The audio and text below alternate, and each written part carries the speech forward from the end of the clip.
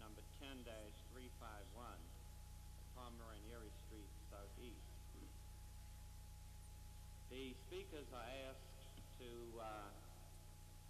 adhere to a 3-minute time limit not to exceed 5 minutes, and the time will be kept by the Executive Secretary of the Board, Mr. Dwight Crock. It would be helpful to the members of the Board copies of prepared testimony to submit such copies to the Executive Secretary, Mr. Dwight Crock. We have the presence of the Superintendent of Schools, Mrs. Barbara Sizemore, and her staff, who are prepared to respond to questions, that is, statistical information and other data relating to the project if there is a need for further presentation of such data, that is a need beyond the report which the superintendent's staff to circulate it generally and broadly through this community. Our first speaker is Mr. Stanley J. Anderson. Excuse me, Mr. Anderson, I'm skipping ahead one item on the agenda. Prior to hearing our first speaker, Mr. Anderson, we would want to conduct the formal signing of a proposed policy agreement for the administration of the Anacostia Community School Division. Mr. Albert Pearsall is chairman of the Anacostia Area Board, who signs in behalf of that board, and Mr. Marion Barry, who is president of the D.C. Board of Education, will sign the agreement in behalf of D.C. Public Schools. Does either one of you want to make a statement prefatory to signing? Mr. Chairman, just on behalf of the D.C. Board of Education, we are happy at this moment to sign the policy agreement for the administration of the Anacostia Community School Division.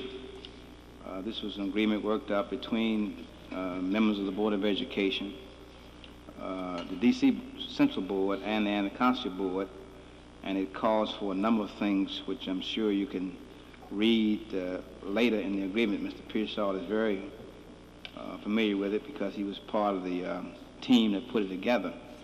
But basically the policy agreement would be in effect for a 5-year period of operation for the Anacostia Community School Board beginning September 1st, 1973, continuing to August 31st, 1978, or until decentralization goes into effect, with both parties participating in the decision-making process, whichever earlier occurs.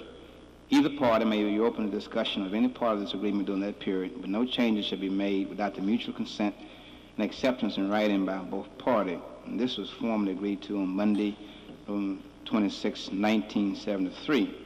So on behalf of the Board of Education, Mr. Pearsall, I'd like to add my signature to this document. You can add yours, and we'll look forward to a very positive and healthy relationship between the Anacostia community and the D.C. Board of Education and the larger Washington community.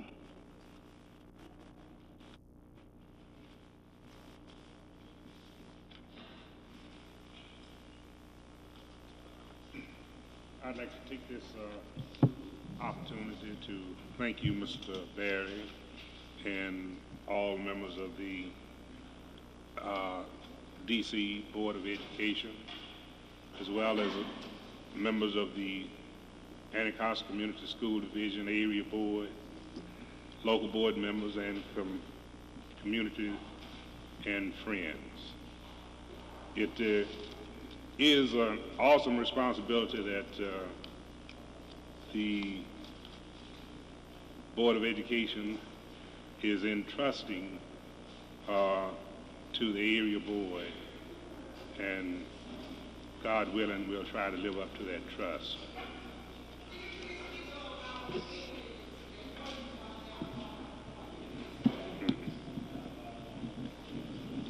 Okay.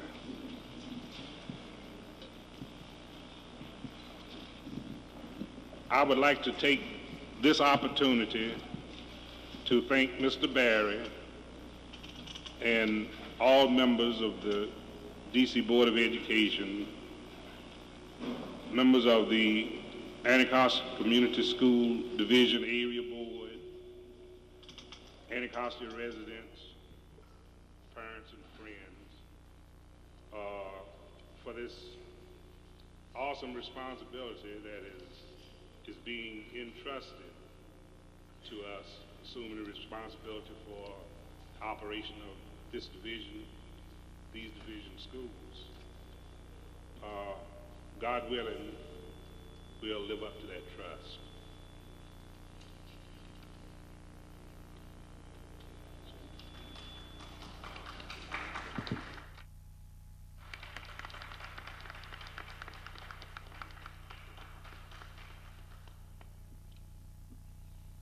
Whereas the circulated agenda does not indicate behind the names of persons listed as speakers, would you help us by identifying for the board and the audience those groups which you represent or your status with respect to the Anacostia community? First speaker is Mr. Stanley J. Anderson. Thank you, Mr. Chairman. Mr. Chairman, members of the Board of Education, Superintendent Sizemore, Chairman of the Anacostia Local Board, Mr. Pearsall. I'm Stanley J. Anderson, and I reside at 2604 Stanton Road, Southeast. Although I am appearing as private citizen tonight, Mr. Chairman, I am chairman of the Area D Mental Health Center Citizens Board. The issue before you tonight is a very critical one, which somehow relates to the decentralization of the school concept and the role citizens can play in the decision-making process.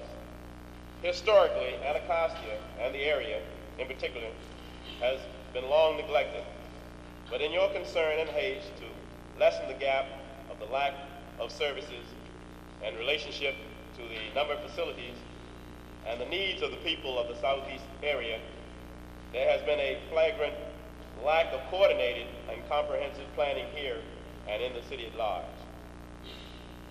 Looking back at this, during my tenure in office as city councilman, as a member of the Education Committee, I attempted and did convene meetings between the board chairman, Ms. Nita Allen, and the board representative and vice chairman at the time of Ward 8, Reverend Coates, along with the architects, to consider the feasibility of another site which have been in the Stanton Road, Suitland Parkway area. This consideration was not supported by the staff and board, since the current site was the second choice after the Fort Stanton Civic Organization had requested that the Gainville site not be considered because of the necessity of losing homes. It is our hope tonight, Mr. Chairman, that the issue will be thoroughly aired and that those of us who may stand at different poles on this question will continue to work for the development of the Anacostia and Congress Heights areas and to push for high quality, comprehensive education for the young people and adults of our community. As you may recall, Mr. Chairman, the members of the board and the council in its summary statement to you in our approval of the 1974 fiscal year held in January of this year, we spoke to the issue of capacity, outdoor recreation space, locations, renovations, additions, and population projections. And specifically, Mr. Chairman, I will state from the budget report where the council did urge the board to establish a guideline on the maximum new school capacity and to adhere to this figure in the planning of all future schools. Sufficient research exists on the effects of school size on learning capabilities and attitudinal patterns of students to conclude that larger schools, especially large elementary schools, impede rather than serve the cause of an improved school system. And the council did go on record that it would not approve large school projects in the future. Outdoor recreation space. The council did urge that the board to establish guidelines for minimum outdoor recreation space for every new school and to adhere to this minimum acreage figure in all future school planning. Boards of education in other cities, such as Philadelphia, with a higher development density than the district, have established such minimum standards. Location of schools. In its report, the council urged the board to discontinue the practice of locating new schools adjacent or close to existing schools. We understand completely the difficulty of obtaining school sites, but encourage the board to pursue other dispersal of school facilities throughout service areas. On renovation addition, the total replacement of school buildings should be reviewed as a last resort after careful analysis has been made of existing facilities.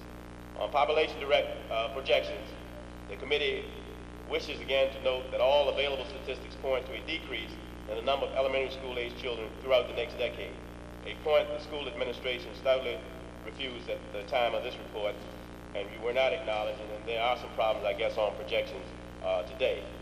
Therefore, we are asking that the care be taken that the DC school system is not expending public funds to construct facilities of non-existent school children. Mr. Chairman, I would like to raise several questions which is quite relevant to tonight's hearing. What physical planning is being made for physically handicapped and visually impaired children from the Anacostia Congress Heights area? What is meant by decentralization in terms of structure and program and staff decision making?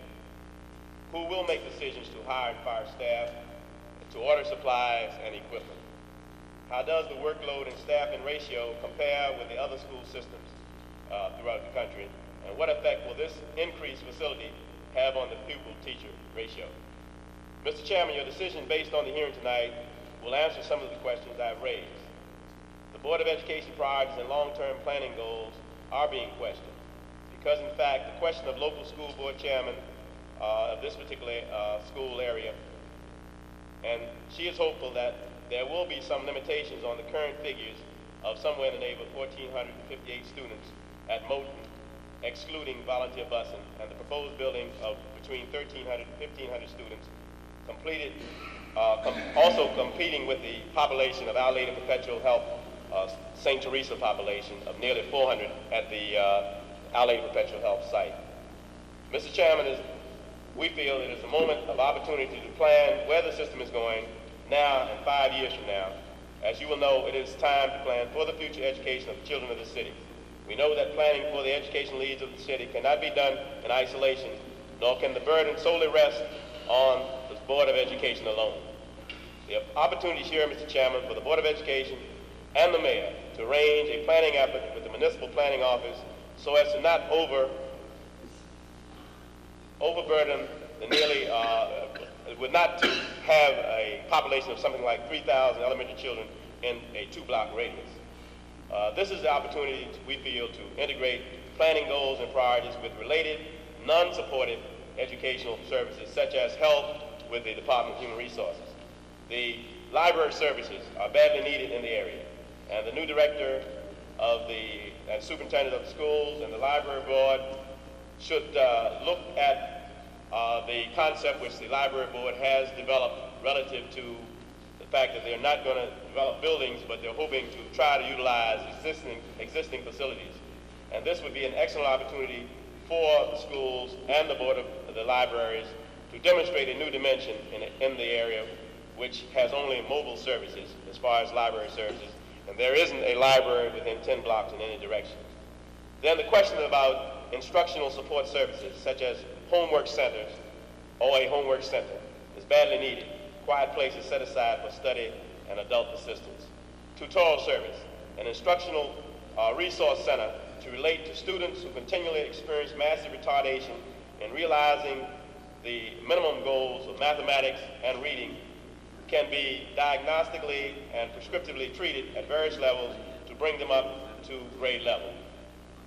And finally, Mr. Chairman, we hope that you can and would not have to, or could rather, adjust the design of this current school to deal with the special education problems of this particular area where kids are bused in the early morning and return in late evening.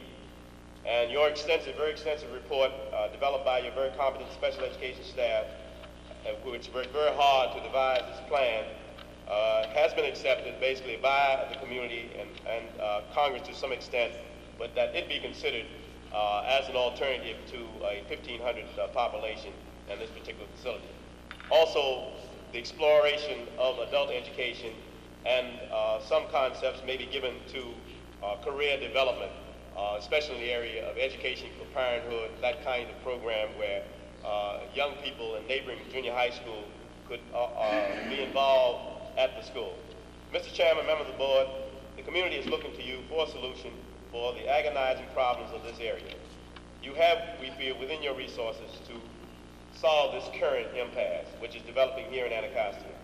We're asking your sincere and hopefully non-rhetorical, but an action-oriented assistance to developing a productive educational system which has excellence at all educational levels. Thank you, Mr. Chairman. Thank you, Mr. Anderson, for a very helpful statement. Does any member of the board have questions? Mr. Barry? Mr. Anderson, I understand a lot of your concerns. Now, in terms of the specifics of the problem that's confronting us now in terms of the Pomeroy and Erie site, just very briefly, are you indicating that you feel that the site should be used for a building of some kind? That's correct, Mr. But Chairman. that we should examine the feasibility and possibility of multiple use of the building as opposed to strictly an elementary school. That's your recommendation? That's what I'm trying to present to you, Mr. Chairman. Okay. You mentioned something about busing. I didn't quite get that. What were you? Oh, I was referring to the fact that there was some volunteer busing from the area where there were somewhere in the neighborhood of 200 kids, I think. I see the buses line up every morning and take kids from Moton to other schools. And my figures, when I mentioned the 1,458 approximate students, it did not include the 200 or more kids that are volunteer busing, which the parents agree on. Yeah, it's about 151. About 151. As of October 18th. Okay, I just wanted to get clear what you were proposing. The other thing, in terms of the library services part of it, has there been any dialogue between the Department of Library Services and yourself or other citizens as to their input monetarily and staff-wise for such a facility? Not specifically. During the course of our hearings, we did explore this possibility, and we were due to get an additional building out here. But the new library board's policy, they're putting their monies into first looking at what the needs are, and then putting them into the services, hoping to utilize the other facilities. But I think this is an area that could be or should be explored by the board with the board of the library. Thank you. Mr. Chairman. Mrs. Mason? Mr. Anderson, do you have any plan in your head as to how this process could be worked out for resolving the use of the building or for changing the design or for changing the space or anything? Do you have any plan for involving the community and the board and the administration? Well, you know, I wouldn't want to assume, be presumptuous, but I'd be happy to work with all factions involved in this matter and discussing this matter from a very practical point of view, because I think it's a lot of practicality that would have to be considered here.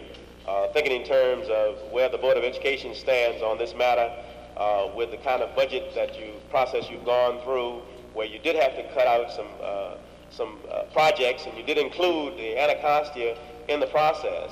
And I would hate to see us at this point in time in history, where the city has tried to meet some of the urgent demands that have been made upon all of the agencies in the district government, that we could not at least come out with some kind of a compromise agreement, because we do need facilities, no question about that. We do need library facilities. We do need health facilities in this particular area.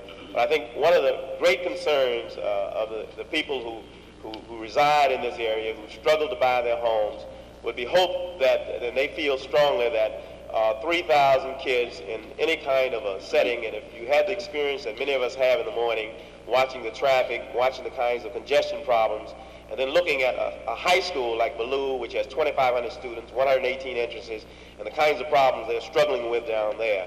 But more specifically, I will work with the board and the community. I do live here, and helping to resolve this situation, because it is our hope that this community, and we will not fragment ourselves, and this process is a give and take process, we feel, and the facility is badly needed. But I think if we could just reduce the population that'll be concentrated in that two-block area, and you're talking about youngsters who will be coming from many areas of the community into this community, where people have worked very diligently trying to stabilize and also to cooperate with the board and with other community administrators. Thank you. Yes, Mr. Cassell. Mr. Cassell? You mentioned population. What is your view about the population of this building? Are you recommending that it is too large and it should be reduced? Well, I'm saying this. It seems that this particular building, hopefully, could become a multi-purpose facility. It was originally designed as an elementary school. There are non-instructional supportive services, and there are instructional supportive services, which the Board of Education has addressed itself to. And the items which I have related to in my statement basically came from materials which have been developed by the Board of Education. So what we're saying is, let's construct a building possibly based on other testimony with some kind of maybe altered design to meet the needs of special education, for instance, to meet the needs of, say, library services, which could run congruent with the elementary education. Well, consistent with your testimony and what we've been hearing for quite a while, there's just too many students in the school. We're told now the population is 1,326. And many people are simply saying that all studies indicate, and I think our own school system believes, as well as NCPC and other people who advise us, that this is too large a school. Now, with the alterations you're talking about, are you suggesting that there should not be that many bodies? Yeah, what we're under saying, instruction in that school? correct. What I'm trying to say is that in order to utilize the facility to its capacity, that it not be necessarily bringing, say, 1,500 bodies, but saying let's utilize some of the facility for library services, which are badly needed. We're saying that possibly that there could be some kind of exchange between the Douglas Junior High School here and some related child care activities, which would not increase the elementary population, but would bring in some peer relationship kinds of concept. We're also saying that there is greatly needed in this community with its overcrowded kind of area, with the many public housing developments and the design of houses which were built basically for one family is being occupied by two families, that it's very crucial and necessary that the Board of Education, in its wisdom, consider setting aside some space for study on a continuing basis. There is another idea which some of the people in the community had talked about. We have no higher education, and the one instructional center that we had with WTI, which was well needed and well used, that it seems to me with a creative president like Dr. Denard and a creative board like we have here, that we could design out something where there would be a few college students at.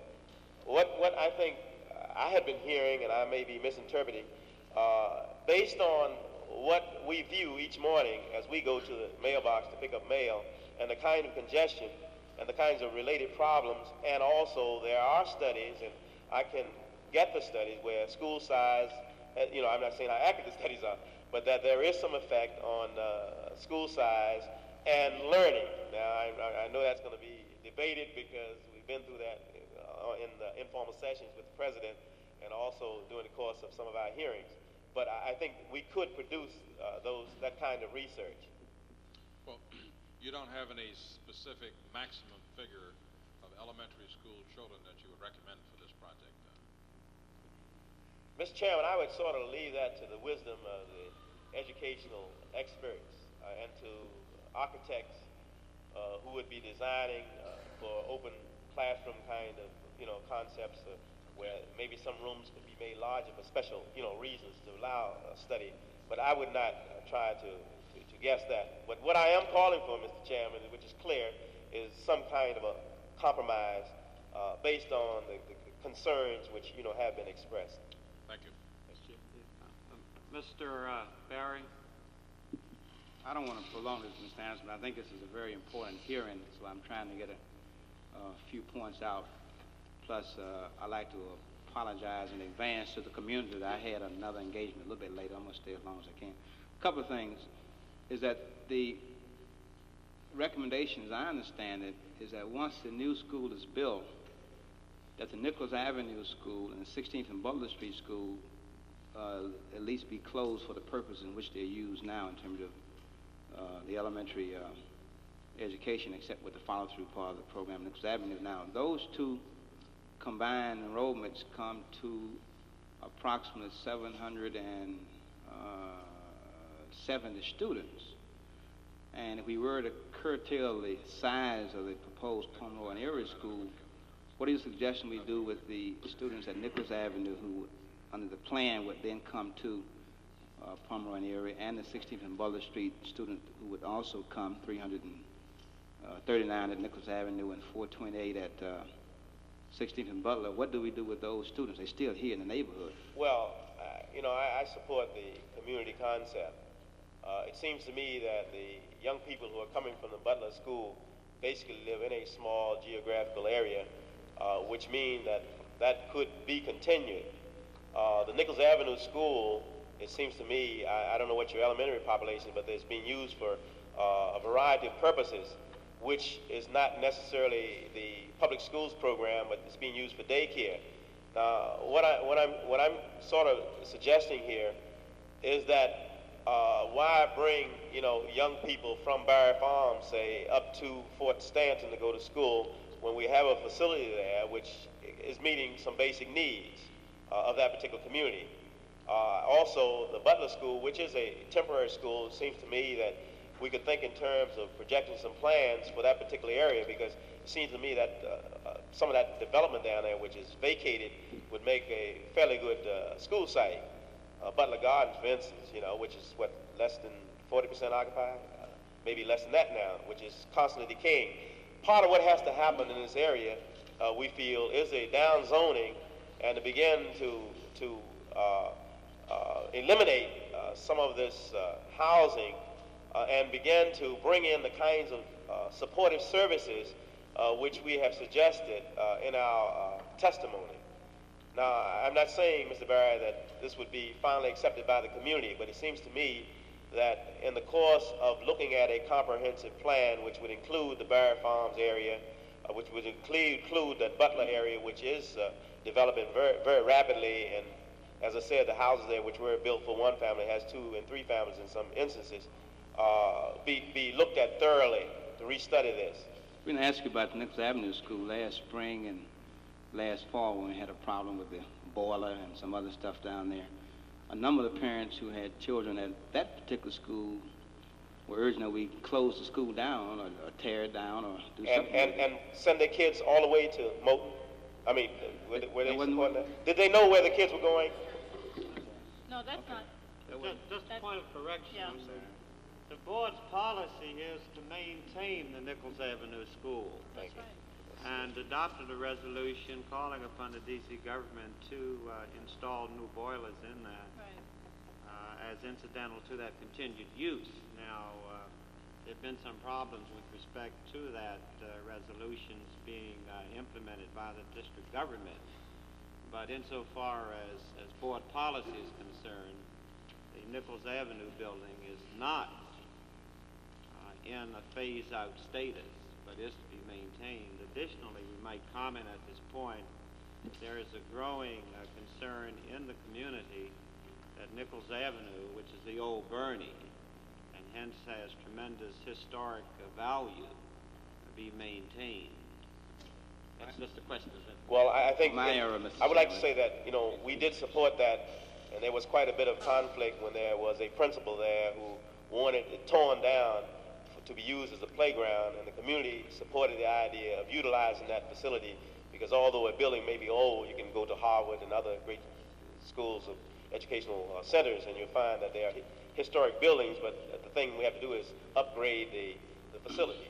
One final question, Mr. Anderson, in terms of just the long-range way we solve these problems, and I apologize for that error, because I'm here to try to learn, so I might make a few mistakes on that.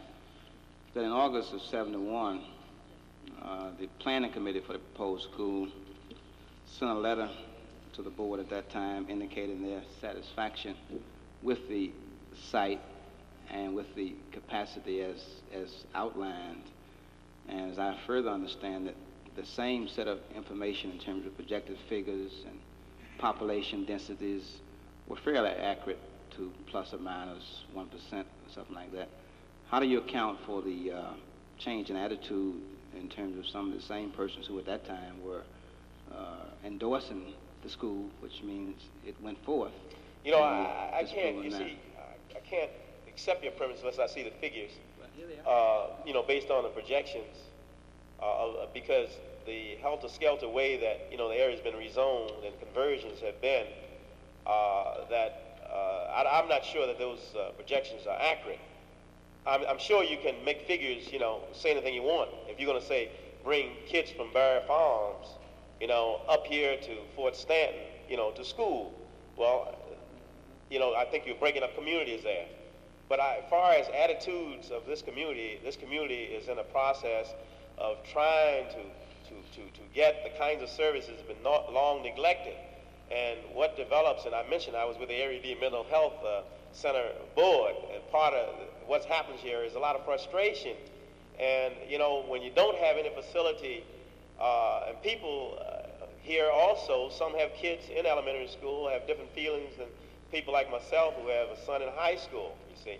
They're concerned, as I talked to some of the neighbors here, that they want a facility there. They have some concern about population because the lady said, you know, I have elementary kids, 2 of them, who are going to that school. So what I would like to see happen probably is that we take another hard look, and maybe after this hearing, based on what the output or input is here, that there may be some other mind changes if they feel that they could get from this board some innovative and creative, you know, ideas based on the boards and the past superintendents. And I think what some of the kinds of things that Superintendent Sizemore has been already saying could happen out here. Sam, I was just asking that question for the future because, as you know, it takes anywhere from 4 to 5 years from the time you get to Committee of 21 to hopefully get a building up. Is how, if communities, which they certainly ought to do if they change their mind, let somebody know about it, but how do you keep a consistent pattern of development and growth if the circumstances have not drastically changed? I've been informed, again, these are just what I've been told, that the statistics are basically the same kind now as they were back there. I'm standing to be corrected if others have different figures. But how do you recommend to us a consistent policy of not every other month or so having to change after schools have been designed and we've spent money on that? Well, I think this is the first time Anacostia has really stood up clearly on an issue where there are some differences of opinion. I think it's a very healthy sign for this to happen. I think what we are troubled with is the fact that we are hoping that the mayor's no-growth policy, which he has articulated, becomes a reality. It is our hope also that some of these places which are deteriorating, like Woodland Terrace and some of the other places in the area, would be considered as being demolished and reduce the density. There has to be a reduction in the density of this area. And here, even from a political point of view, I think this issue is going to be one of the main issues in this city, as the city develops. What happens to a community like Anacostia? As you think about, renewing the inner city, do they get all placed over here as, happened in Southwest? But I don't think this community has changed its mind. What has happened, the community has been we've been sort of apathetic many times and complacent because we always thought maybe our leaders were looking out for us. But what has emerged, thanks to the board, you have a local school board, although it doesn't have all the power, but it has an opportunity to begin to look on the inside and begin to get some of this material, which we didn't used to have, because we used to go down to hearings when we asked them not to rezone, and the school system and other systems would come with all kinds of supportive documents so that the establishment, which I was part of, I wasn't at the time, but the establishment could win the case. And I think the hearing here will bring out, I'm only bringing, a point of view as a longtime resident, as a person who served on the education committee and who has relationships with the schools, have sat with Dr. Woodson as he tried to design out, schools and this kind of thing. And I think it's just a new day, hopefully, in the city. And I think we ought to look at that and look at this as a beginning as far as our community is concerned.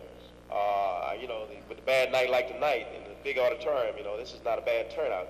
But I don't think we'll be changing policies every week or every 2 weeks. I think you'll see a more stable community, and we're looking to you to give us some of the kinds of decisions which will help us not become splintered. You see, they've been throwing us pieces and dividing. We've been divisive with our leadership.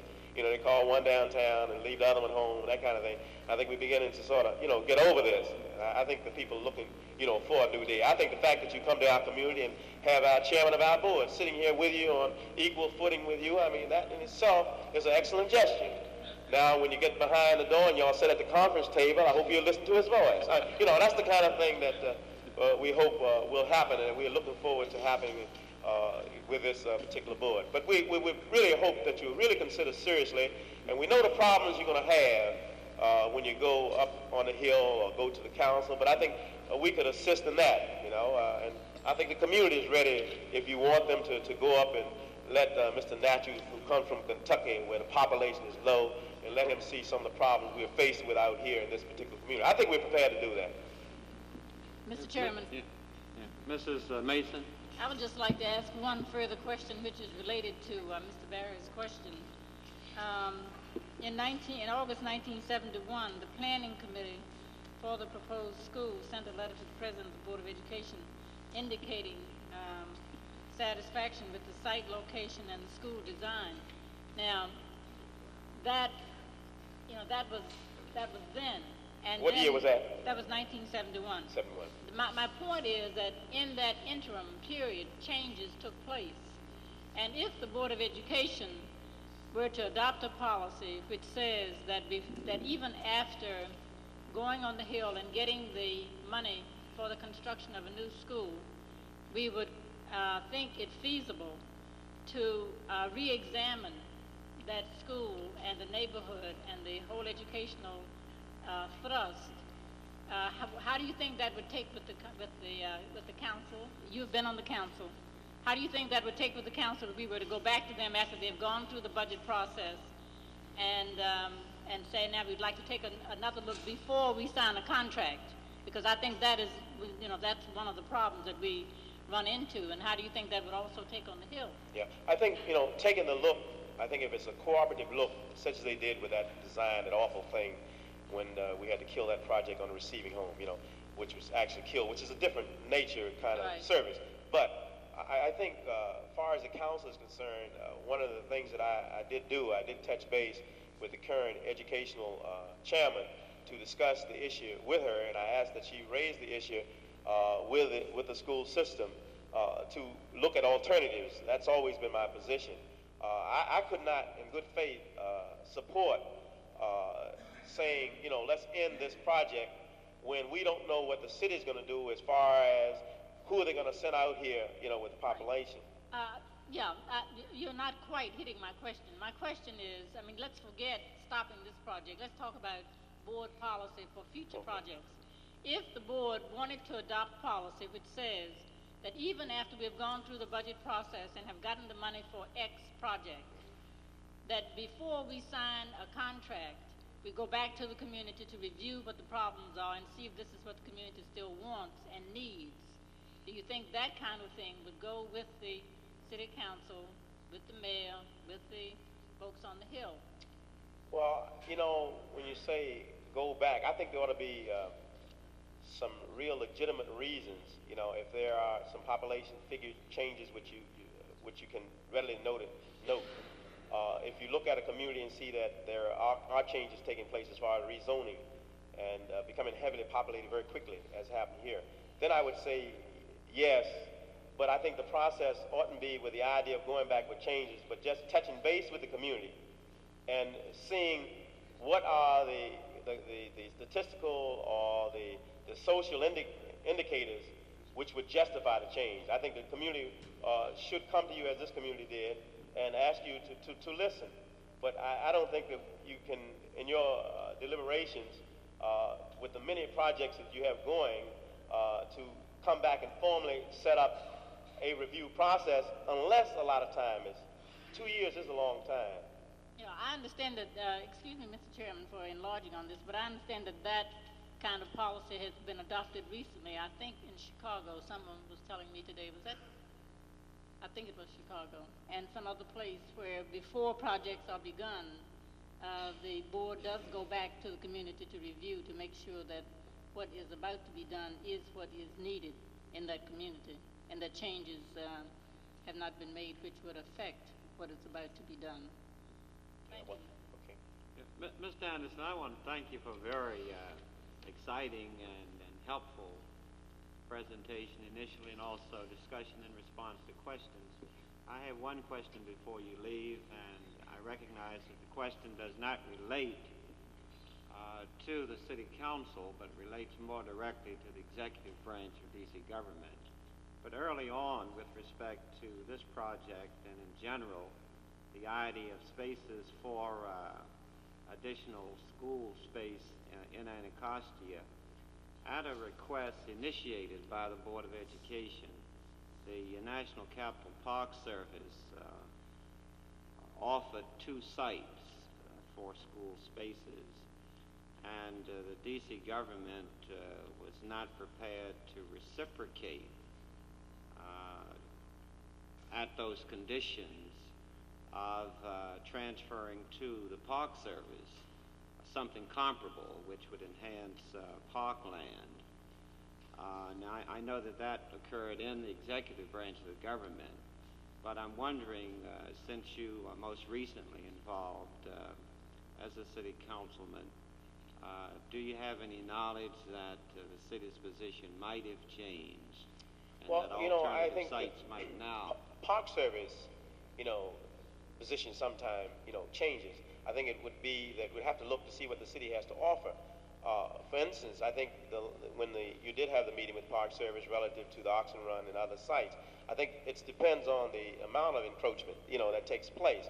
For instance, with the Anacostia Neighborhood Museum, I mean, the district did not have to give up an equal amount of land, although the district did initiate the request. And that went through the housing office, and Mr. Kennard, of course, housing office, in which we did, support and work with. But I don't think it should be necessary when you think in terms of looking really at what the needs are for the community. I think if the needs generates itself for education, and education is basic, then we have to be involved in some encroachment, as they call it. I mean, the highways do it all the time. They give some space back under to play some basketball or something under all that pollution. But I think education has to be given the same kind of priority that the fire department gets, the police department gets, the highway department gets, which means that we have to develop, some friends who are in the parks committee, like Mrs. Hanson and others, and get the support locally and put the kinds of pressure on this National Capital Parks Division. You see, this is what the community needs. They turn the highways back to us, for us to support, put into our budget process. So since they've given us the highways back that they used to use, then maybe they owe us some land. That may be an approach. I just stumbled up on that one. Okay. Thank you.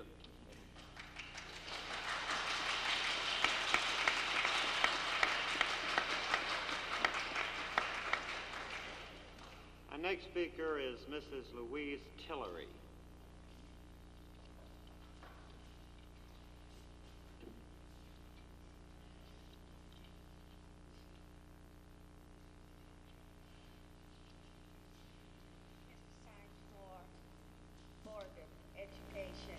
I am Mrs. Louise Tillery, and I live at 1704 Frankfurt Street. I would like to present to you my viewpoint concerning the construction of the Garnet Wilkerson School at Pomeroy and Erie Streets Southeast. I believe the construction of the Garnet Wilkerson Elementary School at Pomeroy and Erie Street Southeast should be continued for the following reasons. One, I feel that the need for the Learning Center concept in Southeast Washington is long overdue. The children in the Anacostia area have for a long time needed the new concept of learning to motivate them. After reading the article in the paper by the opposition, I don't believe it expresses the desires and wishes of a large majority of the residents in this area, because some of them were never contacted. Two, for those of you who don't believe the children in Anacostia are ready for the Learning Center concept, I would like to say there is no better time to start than now. Tomorrow is too late. Three, I do not believe the school will be too large, because the citizens in Anacostia who are for growth would like to see the image of Anacostia change, not tomorrow, but now. Any excess space could be converted into usefulness. Four, to save the man-hours spent in the planning stages of this construction and the money that will be lost if we don't continue, don't let the district have to be warned by Congress a second time about funds to redo this school like they did the Tacoma Elementary School. Therefore, I am for the completion of the Garden C. Wilkerson Elementary School at Pomeroy and Erie Street Southeast. Thank you.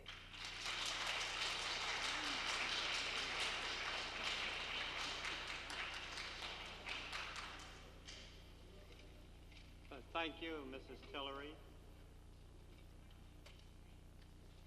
Our next speaker is Mrs. Sarah Brownlee. Yes.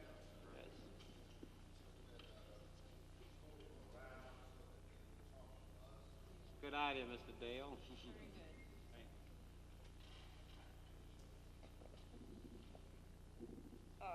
I'm Mrs. Sarah Brownlee, 2435 18th Place Southeast. I'm one of the citizens that fought faithfully to keep from taking 10 houses in our neighborhood. And this was one of the alternate sites that was approved by the Board of Education about 4 years ago for this school. I, for one, is for this school, which will mean a higher and better education for our children. I don't feel that the school will be overcrowded because there are other areas in Washington that has 3 schools right within the 2-block area. And I do feel that elementary children would get along much better than the high school children. Thank you. Thank you, Mrs. Brownlee. Our next speaker is Mrs. Catherine J. Bingham. I'm sorry, Mrs. Carolyn J. Bingham.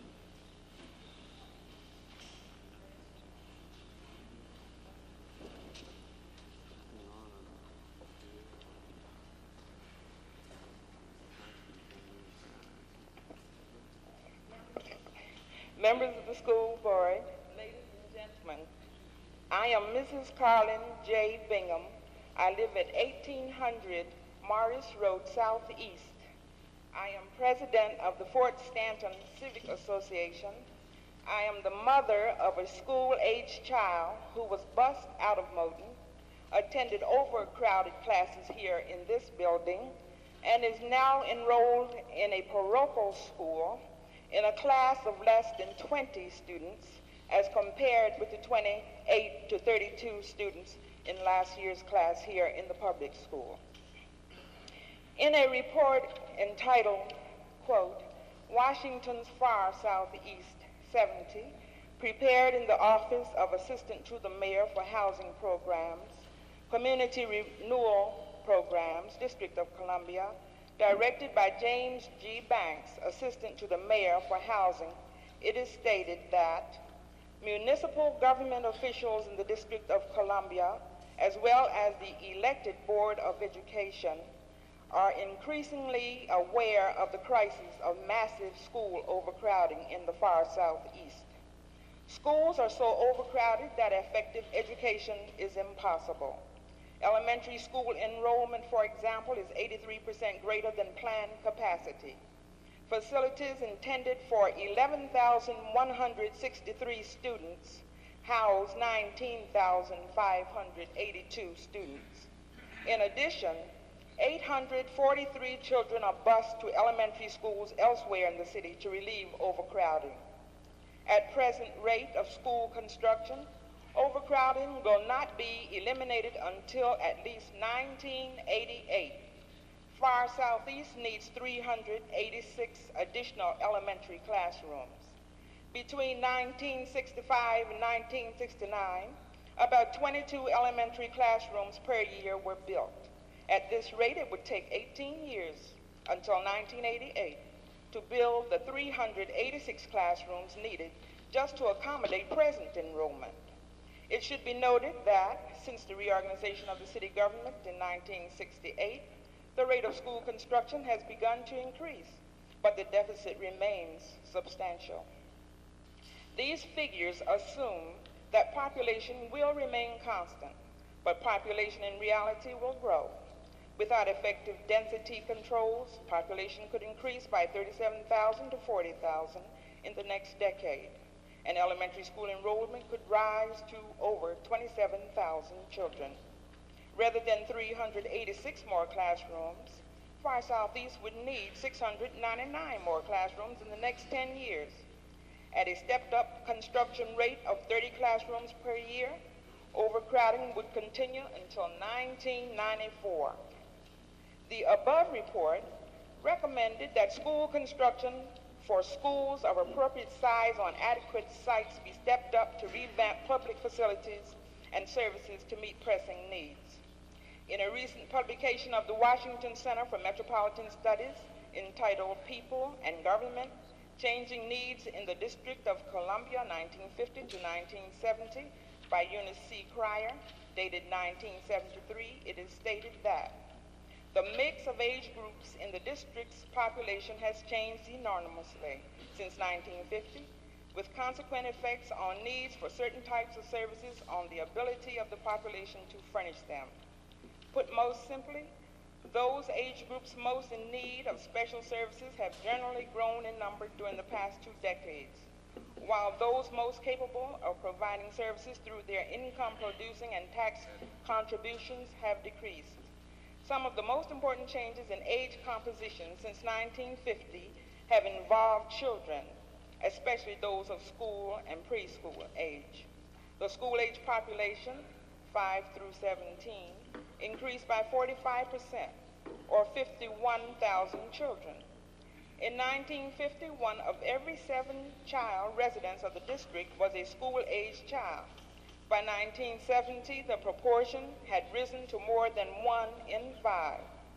The overwhelming burden of the increase in school-age youngsters fell upon the public schools of the District of Columbia, which are attended by close to 90% of the district's school-age children. Thus, public school enrollment increased from about 93,000 pupils in 1950 to 149,000 in 1970. To complicate the problem for the schools, change in the child population varied widely from one district neighborhood to another. Between 1950 and 1970, for example, the school-age population of the D.C. Government Service Area 4, and that's our service area, Anacostia, almost tripled, growing from just over 12,000 youngsters to almost 34,000 youngsters. According to the above report, Anacostia had the highest percentage change in school-age population, that's ages 5 to 17, in the District of Columbia. The percentage change was an increase of 175% for the period 1950 to 1970.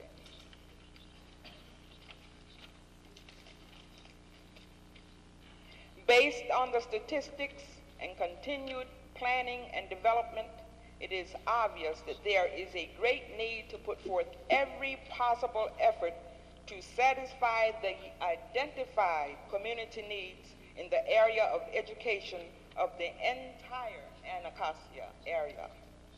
More specifically, statistics show that the school-age population for elementary schools is in fact at a level which supports the need for expansion of education facilities.